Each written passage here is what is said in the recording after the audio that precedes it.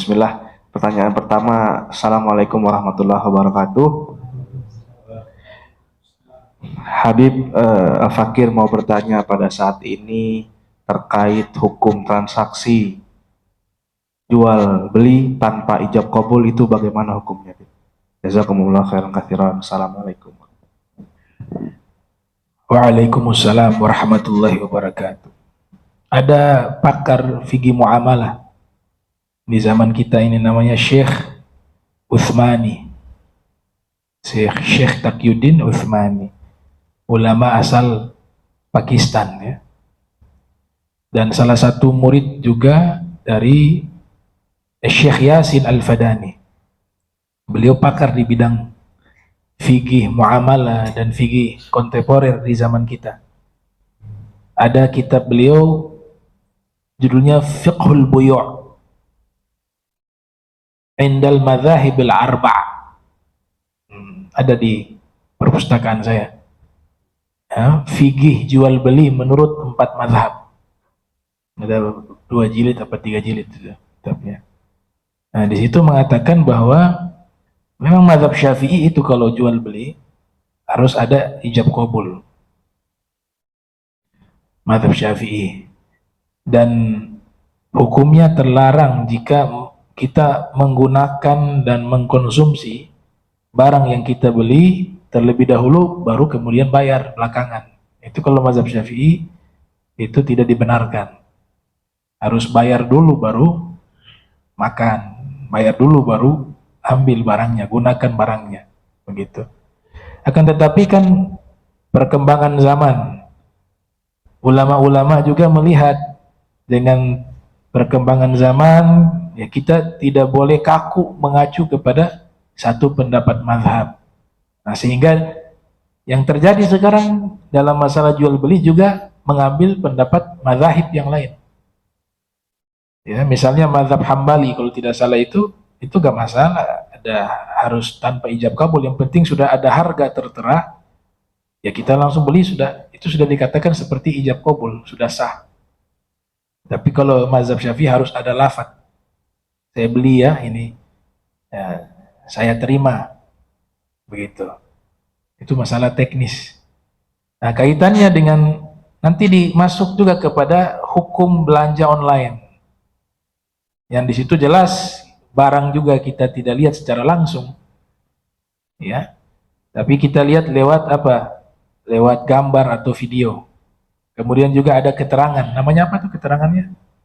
Spesifikasi atau deskripsi. Ya, ini ukurannya begini, begini. Nah, kata para ulama, selama keterangan itu sesuai dengan realita dari barang itu, maka hukum ini sah. Yang menjadi haram, keterangannya berbeda dengan barang. Berarti ini kan kembali kepada penjualnya. Dibilang barang baru padahal bekas, misalnya.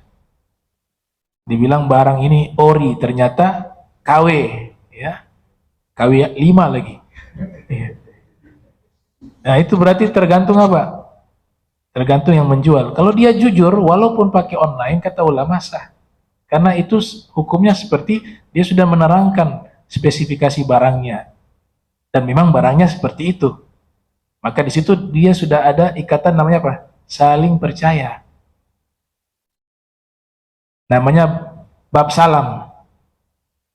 Dalam ilmu fikih muamalah, bab salam. Salam bukan bab salam, bukan ya. Kalau assalam mengucapkan salam, namanya bab salam. Itu artinya mesan barang.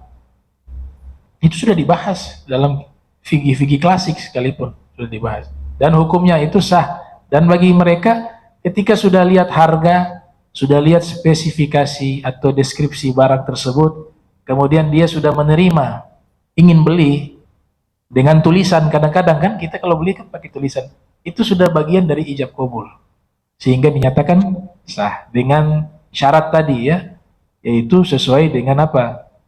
Deskripsi barang, begitu. Barangnya seperti itu, ya deskripsinya seperti itu. Nah, kemudian ada saling percaya. Dan bayarnya dia bayar bisa dengan cash, bisa juga dengan kredit. Kredit juga sah. gitu. Kecuali barang emas. Kalau emas itu harus kontan, ya, emas harus kontan. Kecuali darurat, darurat udah gak ada lagi yang jual di tempat ini karena waktu itu kasus misalnya ya, kasus apa, virus corona, ya semua toko tutup, ya dia pengen beli emas, gak ada toko yang buka, hanya ada lewat online. Itu ad-daruratu tubihu mahdzurat. Itu namanya hukum darurat, dibolehkan sesuatu yang sebelumnya terlarang.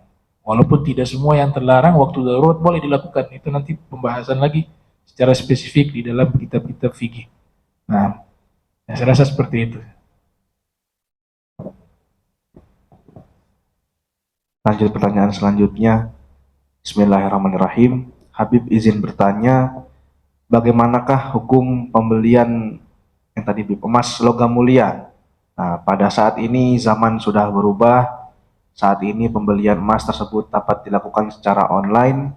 Namun kondisinya ketika hari ini kita bayar atau transfer, kemudian emas baru dikirim dari lokasi, misalkan di Jakarta, tibanya di Ternate misalkan hari Ahad atau hari Senin, Bib. Nah, itu gimana, Bib, tanggapannya, Bib? Nah, tadi saya katakan, sebaiknya kalau memang ada di daerah setempat, toko, ya beli di tempat tersebut.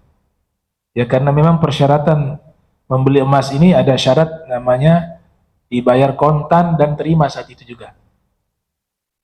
Kalau dilakukan secara kredit atau ada jangka waktu pengiriman, khawatir masuk kepada riba yadi. Ya, riba yadi, dia masuk kategori riba yadi. Tapi kalau memang darurat, saya katakan seperti kondisi waktu itu toko-toko pada tutup semuanya. Kemudian yang ada hanya jasa penjualan emas hanya lewat online pada waktu itu, maka kembali ke kaidah awal itu. Ad-daruratu tubihul mahdzurat. Nah, maka boleh dia membeli pada waktu itu. Nah, jadi memang kalau emas ada hukum khusus, ya. Bahkan berkata salah seorang masyayikh, guru, ya, ahadu minal masyayikh, itu mengatakan kalau kita beli emas di toko misalnya, harganya misalnya 1 juta atau 3 juta lah. Sekarang 1 gram berapa? Nah, 1.600.000 lah ya. 1.600.000 kita bayar nih, tapi kurang 1.000. Uangnya ada di mobil, ketinggalan nih 1.000-nya. Itu jangan dulu ada akad. Kalau ada akad, sudah nanti akad ini saya beli, nanti saya ambil 1.000 yang kurang tuh. Itu masih dianggap terlarang. Ya, karena apa? Emas ini kan harganya cepat berubah. Iya kan? Sehingga akad ini menjadi al-aqdul fasid. Akad yang rusak. Nah, ini kajiannya kajian fikih muamalah khusus. Ya, harus pakar-pakar di bidang fikih itu. Nah, jadi dan harga emas kan sama kan? Kalau di Indonesia sama tidak? Dunia sama. Ngapain jauh-jauh? Oh, di sini juga harganya sama, begitu. Nah, tapi kalau darurat maka dibolehkan. Gitu. Ini pendapat yang saya pahami ya, gitu. Nanti mungkin pertemuan berikut saya coba cari referensi lagi apakah di zaman sekarang dibolehkan juga pembelian semacam itu secara online, beli emas ya. Itu nanti pertemuan berikut saya coba untuk mencari referensi lainnya karena ini masalah baru. Antum cari kitab Imam Syafi'i gak ketemu. Antum cari di dalam kitab Minhajut Talibin lil Imam Nawawi tidak ketemu kasus masalah yang persis semacam ini karena hal ini terjadi di zaman kita, bukan di zaman mereka. Tapi hebatnya para fuqaha, ini sekali lagi ya, saya tekankan, ada isyarat-isyarat ke situ. Isyarat-isyarat pembahasan mereka tentang masalah yang akan terjadi di masa depan itu ada, bahkan jadi satu ilmu. Ya. Jadi satu ilmu. Coba bisa dicek tuh ilmu apa tuh yang membahas, ilmu fikih yang membahas masalah masa depan. ada jadi satu ilmu, saya lupa nama ilmu itu. Ya, figi apa inkirat atau infirat itu. Nah, itu kasus-kasus yang belum pernah terjadi di masa mereka, tapi mereka sudah menjelaskan isyarat-isyarat kasus-kasus tersebut beserta hukumnya yang nanti terjadi di masa depan. Nah, itu hebatnya para fuqaha dari umat Nabi Muhammad sallallahu alaihi wasallam. Misalnya contoh apa itu? Kopi luwak dulu ya. Luwak apa? Luwak. Kopi luwak. Itu kan dari hewan, jenis hewan makan biji kopi, kemudian dari kotoran ya, mereka bersihkan, kemudian dijadikan kopi. Nah, di masa lampau belum ada yang mengetahui kopi jenis ini. Tapi kalau antum merujuk ke kitab-kitab para ulama terdahulu, dan saya sendiri membacanya, misalnya di kitab Al-Manhajul Qawim, ya, karya Al-Imam Ibnu Hajar Al-Haytami, di situ sudah ada isyarat-isyarat yang menyatakan kalau ada biji ditelan kemudian keluar lewat kotoran, ya, biji tersebut ternyata masih utuh, dicuci masih utuh, belum ada yang apa, hancur ya, maka hukumnya mutanajis. Hukumnya itu adalah hanya benda yang terkena najis, sehingga dengan dicuci, dibersihkan, dia bisa menjadi suci. Atau metode kedua, ini hewan dia makan biji tersebut, biji kopi. Kemudian biji kopi itu keluar lewat kotorannya, kita cuci lagi. Ya, mau hancur ke, mau tidak hancur, yang penting masih ada bentuknya. Dan kita tanam setelah itu dan tumbuh jadi pohon. Berarti dia itu hukumnya apa? Hukumnya mutanajis. Dibersihkan halal setelah itu. Najisnya hilang. Dengan syarat bisa tumbuh jadi pohon. Kalau tidak bisa tumbuh, maka hukumnya najis. Begitu juga yang tadi saya katakan, kalau yang pendapat pertama, jadi pendapat kedua ya, pendapat pertama, kalau keluar biji itu sudah hancur, sudah retak-retak, maka hukumnya najis, bukan najis. Tapi kalau masih utuh, berupa biji hanya ada kotoran yang menempel itu, maka hukumnya mutanajis. Sisa dibersihkan, hilang najisnya, rasanya, baunya, warnanya hilang, halal. Nah, ini pembahasan sudah ratusan tahun yang lalu, sebelum adanya kasus kopi luwak. Tapi isyarat-isyarat ini sudah diterangkan. Itu nama fikih apa? Futuristik kalau bahasa ilmiahnya. Bahasa Arabnya? Nah, itu kan ada tuh. Itu ilmu tersendiri tuh. Nah, hebat ya para fuqaha. Nah, fikih futuristik. Kalau bahasa Arabnya apa? Ada bahasa fikih infirat, kalau nggak salah. Infirat apa inkirat itu. Nanti dicari lagi deh. Pokoknya adalah ilmu tentang kasus-kasus masa depan, masalah hukum yang sudah diisyaratkan oleh fuqaha terdahulu, beserta hukum-hukumnya. Nah. Terima kasih. Melanjutkan tadi pembelian emas tadi, ada dari instansi yang mempromosikan produk kemudian menawarkan emas. Nah, si pembeli ini mampu membeli emas dengan kontan, tapi si penjual maunya harus kredit 6 bulan. Itu bagaimana hukumnya? Ya tadi kaedahnya kalau emas jangan dicicil. Yang kalau akad itu terjadi, ya namanya akad yang fasid. Yang jual ini juga kena hukum. Hukumnya itu tidak boleh, gitu. Jadi kaedah yang jual beli emas itu memang harus kontan. Makanya hukum ribanya tersendiri, dia bukan riba fadil tapi riba yadi namanya. Ya, yadi itu artinya apa? Riba bayar kontan.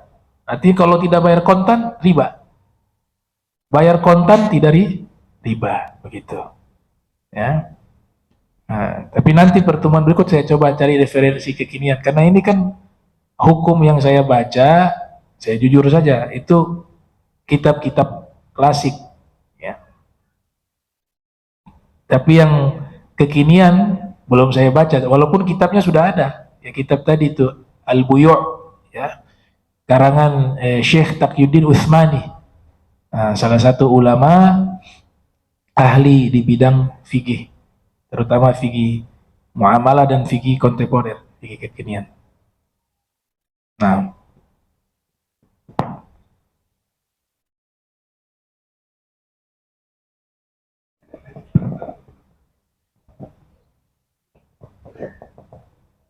Baik. Assalamualaikum warahmatullahi wabarakatuh. Izin bertanya, Bib. Kan kita kan semua manusia seperti dikatakan dalam Al-Quran, kullu nafsin dha'iqatul maut. Setiap yang bernyawa pasti akan mati. Dan kita meninggal itu karena ada ajalnya, ada waktunya kita meninggal. Pertanyaan saya, kalau orang yang bunuh diri itu bagaimana, Bib? Apakah itu sudah ajal? Dan apakah itu memang dia ditakdirkan untuk bunuh diri atau bagaimana? Karena sekarang kan lagi marak-maraknya kasus bunuh diri. Sekian, terima kasih.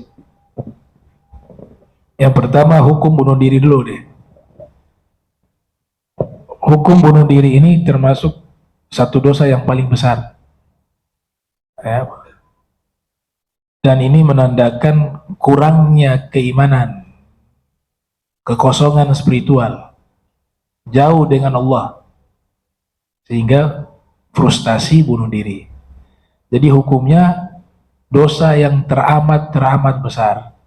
Bahkan di dalam riwayat, ada dalam hadis Nabi Sallallahu Alaihi Wasallam, itu yang artinya siapa yang bunuh diri di atas bukit, dia loncat jatuh ke dataran rendah, pada saat itu dia sedang meloncat masuk ke dalam neraka, kata Nabi Muhammad SAW, langsung masuk. Dan itu menunjukkan bahwa dosa yang teramat besar. Kita ketika bunuh diri, bukan kita ya, orang ketika bunuh diri, walaupun satu nyawa yang dia hilangkan dari nyawanya dia, dosanya itu sama seperti membunuh seluruh manusia yang ada di bumi. Dan itu termaktub di surat Al-Maidah, kan? Bahwa Allah Ta'ala berfirman, "Man qatala nafsan bighairi nafsin aw fasadin fil ardi faka'annama qatala an-nasa jami'a." Ya, siapa yang membunuh satu nyawa ya tanpa ada hak di situ, atau bukan karena kerusakan, fasadin. Kerusakan di sini al-bughat, kafir harbi, ya, mereka yang melakukan kerusakan kan diizinkan berperang dengan mereka dan membunuh mereka dalam peperangan. Itu fasadin, ya. Tapi kalau tanpa karena hak itu karena kisos, hukum Islam dia bunuh orang, maka ada orang yang ditugaskan mengeksekusi. Dia tidak berdosa karena dia melaksanakan hukum. Selain daripada ini, jika dia membunuh satu nyawa, termasuk nyawanya sendiri, Allah katakan, maka seakan-akan dia membunuh seluruh nyawa manusia yang ada di muka bumi ini. Nanti bisa bayangkan apa besarnya dosa tersebut. Gitu. Dan dosa ini nanti akan mengalir kepada anak Nabi Adam yang membunuh saudaranya. Siapa namanya? Qabil. Membunuh siapa? Habil. Kata Nabi, awwalu man sanna qatla, orang pertama yang memberikan contoh pembunuhan itu adalah anak Nabi Adam yang bernama tadi Qabil. Ya. Makana kiflun. Nah, dia nanti menanggung darahnya orang yang terbunuh secara zalim. Nah, itu. Jadi itu yang pertama ya, hukum membunuh diri itu dosa besar. Jangan sampai ada terlintas melakukan hal itu, naudzubillah min dzalik. Ya. Yang kedua, apakah ini takdir? Nah, ini jadi pembahasan perdebatan panjang sudah ribuan tahun. Bukan baru. Ya, ribuan tahun para ulama di bidang ilmu kalam itu berselisih pendapat. Golongan Mu'tazilah mengatakan, jangan salahkan Allah. Dia melakukan itu karena Allah berikan akal. Dan Allah sudah berikan rambu, peringatan bahwa gak boleh membunuh orang, gak boleh bunuh diri. Kenapa dilakukan? Jangan salahkan takdir, salahkan dirimu. Ada yang berpendapat demikian. Dan ini hadisnya juga banyak.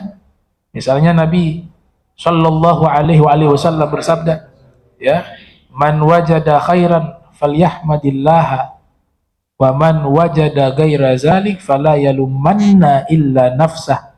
Siapa yang mendapati kebaikan, maka hendaklah dia memuji Allah. Dan siapa yang mendapati keburukan, jangan salahkan siapa-siapa, tapi salahkan dirinya sendiri. Itu. Jadi sekalipun dalam mazhab kita ahli sunnah wal jamaah, di kalangan ulama Asy'ariyah dan Maturidiyah, itu masih terjadi silang pendapat tentang masalah tersebut. Ada yang berpendapat bahwasanya memang itu bagian takdir Allah, tapi Allah berikan akal kepada manusia sekian persen untuk bisa memilih mana yang baik, mana yang buruk. Sehingga nanti tidak bisa beralasan bahwa ini takdir Allah. Itu satu penyakit yang sangat berbahaya, kata Al-Habib Abdul Haddad. Semua perbuatan buruk selalu beralasan ini sudah takdir. Lah kamu sadar melakukan itu, terus kamu salahkan Allah. Gitu. Maka dalam akidah ahli sunnah wal jamaah ada istilah namanya al-kasab. Kasab itu sekian persen untuk bisa kita memilih mana yang baik, mana yang buruk. Begitu. Dan kita tidak ditugaskan membahas dan memfikirkan takdir, tapi yang kita ditugaskan oleh Allah beramal dan ikhtiar. Makanya ada istilah ikhtiar. Ikhtiar itu adalah memilih. Nah, sehingga gak boleh jadikan alasan bunuh diri sudah takdir, itu kebodohan. Nanti akan banyak kejahatan terjadi. Saya bunuh orang ya sudah takdir. Mungkin ajalnya harus saya bunuh dia lewat saya. Yang minuman keras, minum khamar, ya sudah takdir. Ini dosa yang besar. Ya, menyalahkan Allah, menyalahkan takdir, tapi dengan sadar dia memilih perbuatan buruk itu. Nah, jadi seperti itu. Adapun pembahasan mendalamnya dalam ilmu kalam itu sangat luas, ya, sangat luas. Kasab itu ada dalilnya, ya. Syekh Abu Bakar Baqqalani, ulama ahli sunnah wal jamaah yang pakar di bidang akidah, mengatakan bahwa dalilnya itu laha makasabat wa alaiha maktasabat. Kalau kebaikan yang kalian lakukan itu ada potensi kalian memilihnya dengan usaha kalian sekian persen. Dan begitu juga kalau perbuatan buruk juga kalian yang memilihnya. Namanya kasab. Dan ini juga dikuatkan oleh pendapat Imam Juwaini, guru dari Imam Al-Ghazali, ya, gitu.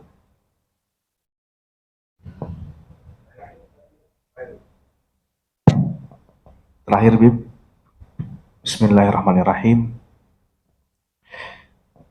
Assalamualaikum warahmatullahi wabarakatuh. Semoga Habib Abdurrahman, keluarga dan murid beliau selalu sehat walafiat, amin ya rabbal alamin.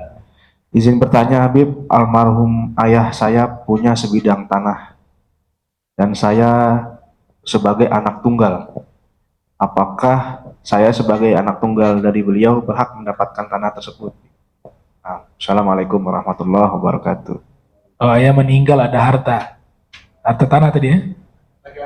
Anak laki-laki. Ya waris dapat. Anak tunggal lagi. Dia dapat. Kalau ada ibunya juga dapat sekian. Ya, anak tunggalnya juga dapat. Kalau biasa istri itu dapat berapa? Seperberapa tuh? 1/8 ya, kalau tidak salah ya. 1/8. Nah, selebihnya milik dia. Itu ya pertanyaannya. Iya. Ilmu waris, ilmu faraid. Karena dia anak tunggal ya selesai masalah sudah, dapat. Dan mahjur. Adanya dia yang lain terhalang. Anak laki-laki, pamannya gak dapat, bibinya gak dapat.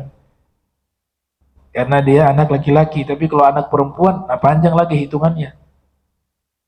Ya, anak perempuan nanti juga saudara-saudara daripada ayahnya ini juga dapat bagian dengan porsi yang sudah ditentukan berdasarkan hukum syariat. Tapi karena ada anak laki-laki, diistilahkan adanya dia sebagai penghalang. Yang lain tidak dapat. Ya, Yang dapat hanya anak laki-laki dan ibunya ada, ibunya juga dapat. Tadi 1/8 ya. 1/8. Kalau tidak salah 1/8. Nah.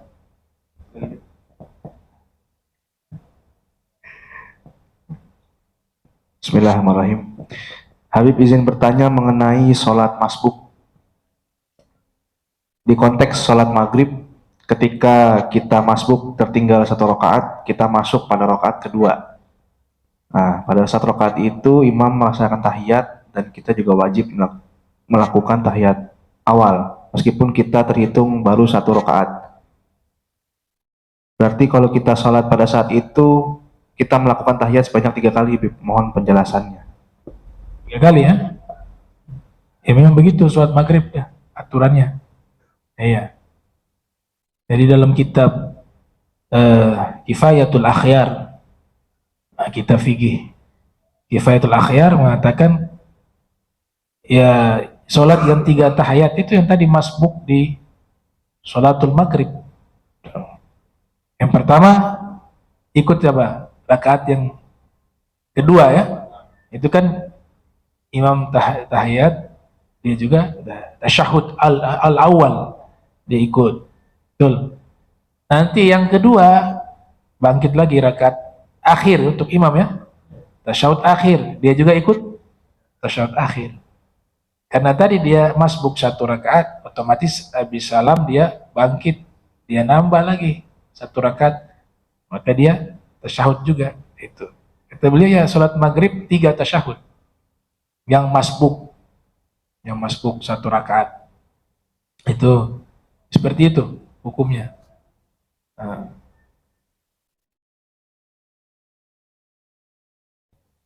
Kifayatul Akhyar, kita fikih ajib, Kifayatul Akhyar.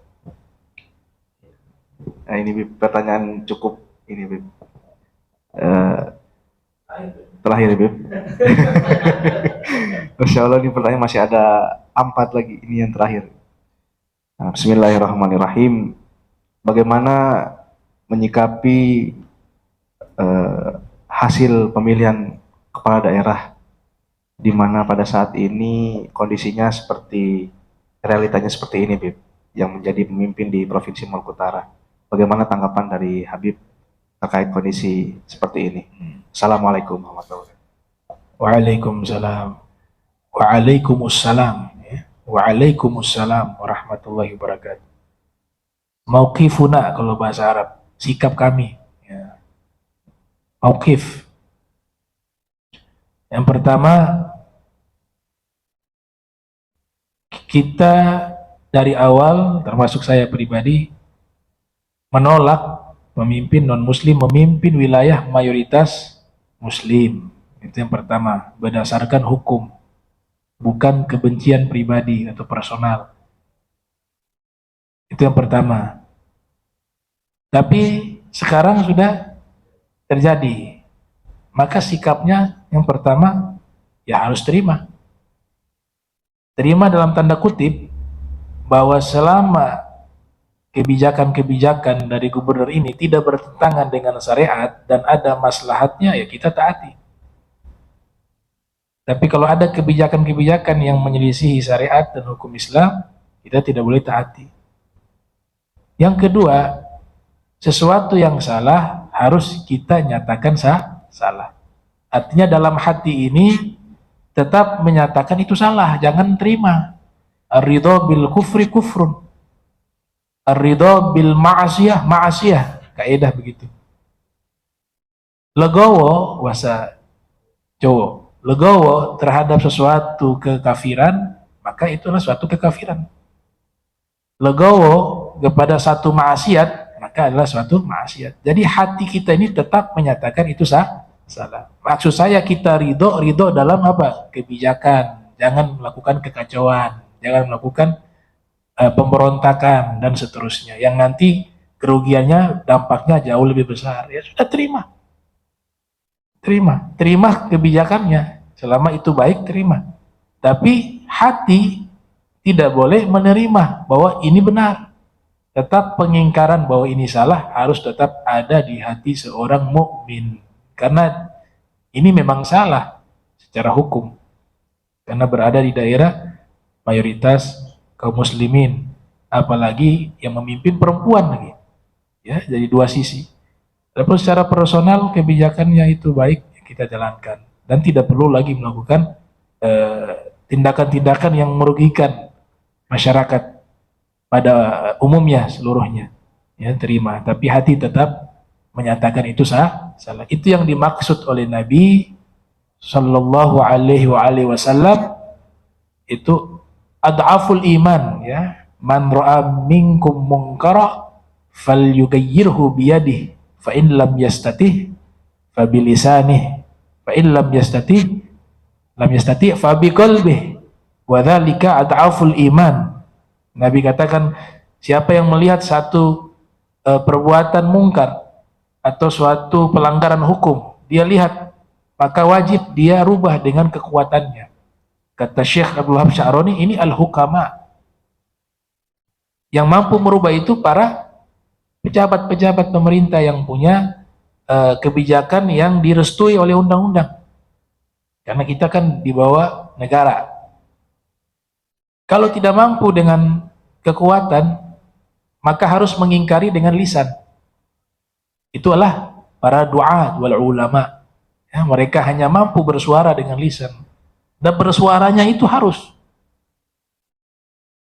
Kalaupun tidak mampu dengan tindakan, dengan lisan, maka opsi yang terakhir, kata Nabi, harus mengingkari dengan hati. Inilah orang-orang awam. Dalam hati ada pengingkaran, gitu. Wa dzalika ad'aful iman, dan itu adalah paling lemahnya keimanan. Nah, jadi sikap saya seperti itu. Nah, Bismillahirrahmanirrahim. Alhamdulillahirabbil alamin. Allahumma shalli wa sallim ala sayyidina Muhammad. Allahumma jam'ana hadza jam'a marhuma wa tafar